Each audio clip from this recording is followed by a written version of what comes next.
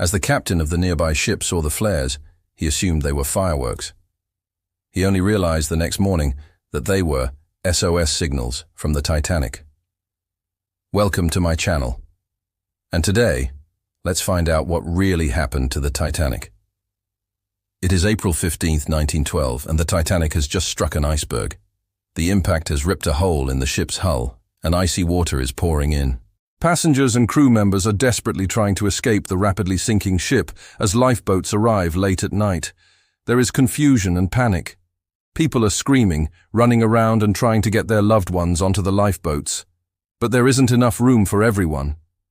Many people are left behind on the sinking ship. The captain gives the order to abandon ship, and the lifeboat takes off into the darkness. In the distance, the captain watches as the Titanic's flares light up the night sky one by one. Then the ship's lights go out, plunging the sea into darkness. The captain throws himself into the water and swims towards a lifeboat. As he reaches the boat, he sees that the other passengers are also jumping into the water. The lifeboat arrives, but it's too late. The Titanic has sunk, and many of the passengers and crew members have drowned. The captain looks around at the faces of the survivors and realizes that he may be the only one who knows what really happened to the Titanic. The Titanic was the largest ship afloat when it set sail from Southampton on April 10, 1911. It was the pride of the White Star Line and boasted luxurious accommodations and state-of-the-art technology. Many people considered it to be unsinkable. However, on April 14, 1912, as the Titanic was sailing through the North Atlantic, it struck an iceberg and sank in the early hours of April 15, 1912. More than 1,500 people lost their lives, making it one of the deadliest disasters in history.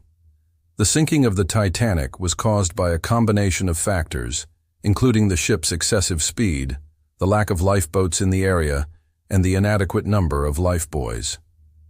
Despite being hailed as unsinkable, the Titanic was not equipped with enough lifeboats to accommodate all passengers and crew, nor were there enough lifebuoys to help those in need.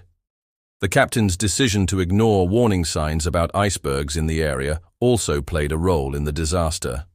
But was the sinking of the Titanic just an unfortunate accident, or was it the result of eerie premonitions that went unheard? Some believe that there were eerie warnings that went unheeded before the Titanic sank. For example, an author predicted the sinking of the Titanic 14 years before it happened. Morgan Robertson wrote, "The Wreck of the Titan."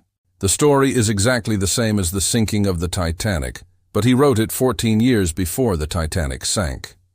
Another eerie warning came from a lifeboat captain who saw the Titanic's flares, assumed they were fireworks, and only realized the next morning that they were SOS signals. This was because the captain of the nearby ship saw the flares, assumed they were fireworks, and only realized the next morning that they were SOS signals. If he had understood the next day, many lives could have been saved. There are also stories of lifeboats that were scheduled for the same day the Titanic sank, but were cancelled for unknown reasons. These lifeboats would have saved many people on the Titanic, but to this day, no one knows why they were cancelled. These stories raise questions about whether the Titanic's sinking was simply a case of bad luck, or whether there were forces at play that could have prevented the tragedy. What do you think? Was the sinking of the Titanic just an unfortunate accident, or were there eerie warnings that went unheeded? Let me know your thoughts in the comments below, and don't forget to like and subscribe for more videos like this. Thanks for watching.